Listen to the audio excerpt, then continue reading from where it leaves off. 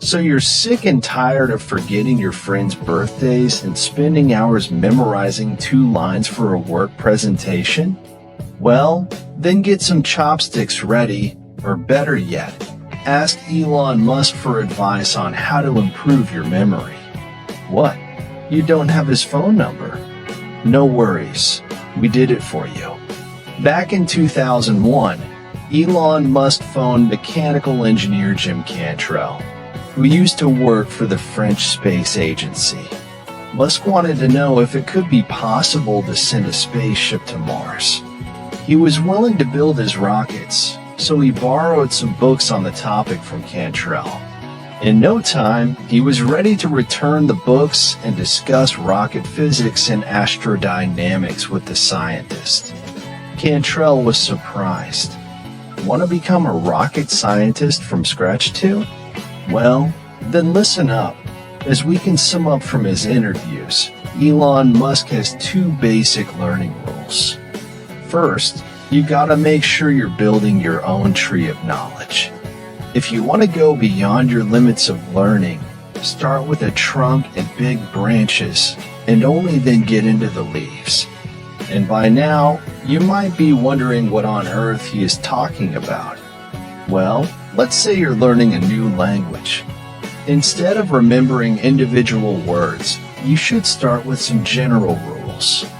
When you understand and memorize those, you build a strong trunk for your knowledge. It works for anything you're trying to learn, from physics to TikTok trends. The second rule is that you can't remember what you can't connect. Elon Musk never learns anything at random. He connects every new piece of information to some deeper, more solid base he already has. So instead of collecting tidbits of knowledge and throwing them into a fire that will eventually burn out, you have to discover ways to connect the leaves and branches of your knowledge trees and let them bloom. Enroll in dance classes or watch an online video with some dance moves you've already thought looked cool when others were doing it.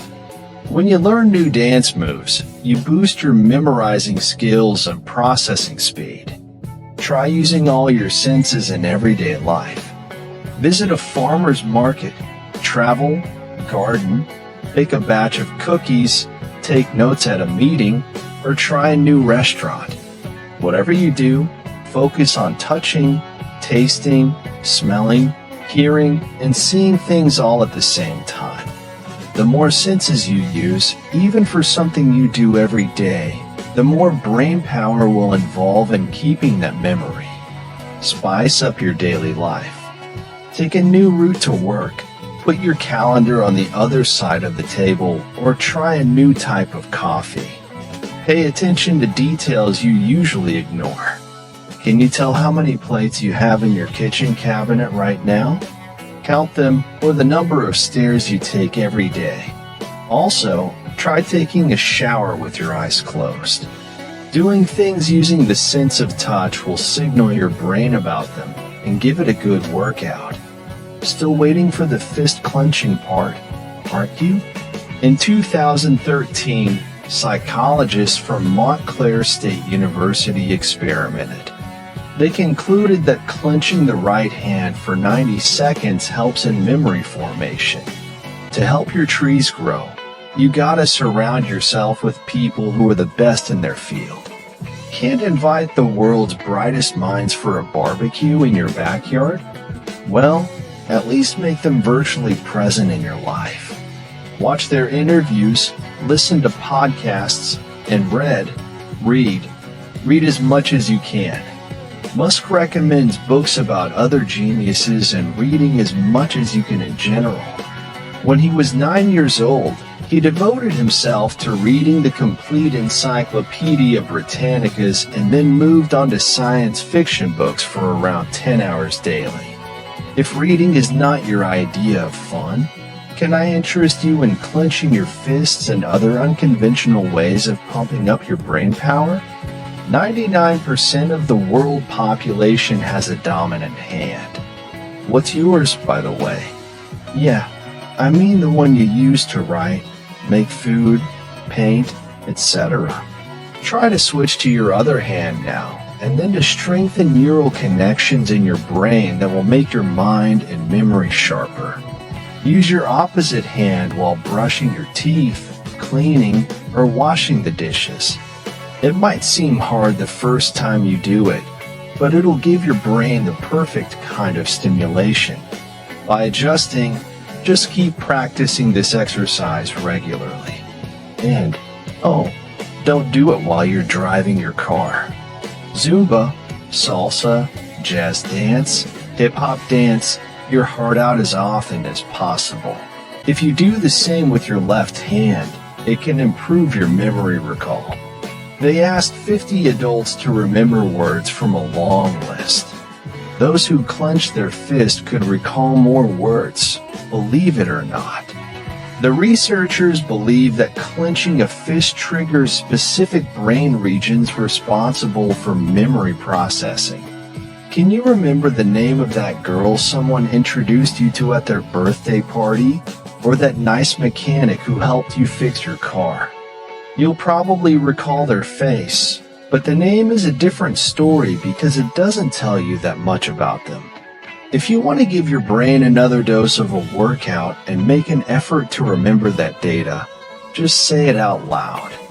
Repeat all the things you just thought, read, or heard out loud. It will strengthen your memory. Read aloud.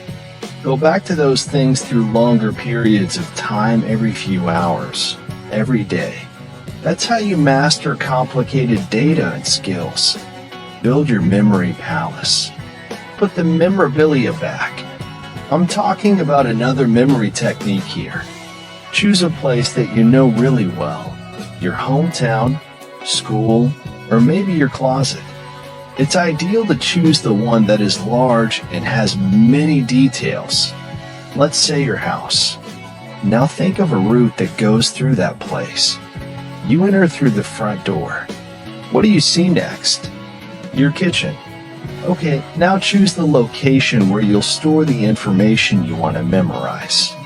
Each spot has to be unique. It can be a separate room or an object in that room. Now grab a piece of paper and draw your palace in every detail.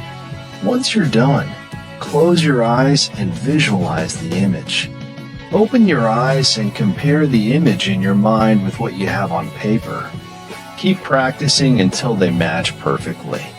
Divide the information you want to memorize into chunks and spread it throughout your palace. If you're trying to remember a speech by heart, locate the first phrase on the doormat and further line by line around the house. Make up your coding system. Use more than words and numbers. A swan can replace a number 2, and a marching orchestra can stand for march. Try to find symbols that make you feel something. They can be moving and making sounds, whatever helps you remember them. Visit your memory palace every day for at least 15 minutes. Walk through it as you would on a museum excursion, except pay attention this time. You can walk through the entire route or focus on one room per day. Just close your eyes and go there whenever you have a second. You can use the same palace over and over. Just refill your chosen spots with new information and set on a new tour. You can also go royal and use more than one palace at a time. Say no to GPS, not when you. Re-driving through some unknown city at night, of course. But every now and then, a 2013 research found that always relying on technology to guide you causes a part of your brain called the hippocampus to shrink. It's responsible for spatial memory and relocating data from short-term to long-term storage. So try to figure out your way to get to places whenever possible, or at least go there using GPS and travel back relying on memory. Use chopsticks. Studies show that it helps grow new extensions of nerve cells. It enables the communication between brain cells. If you aren't a chopsticks kind of person, try knitting, rolling a pencil between your fingers, or any fingertip activity. It all has a similar effect on your brain cells.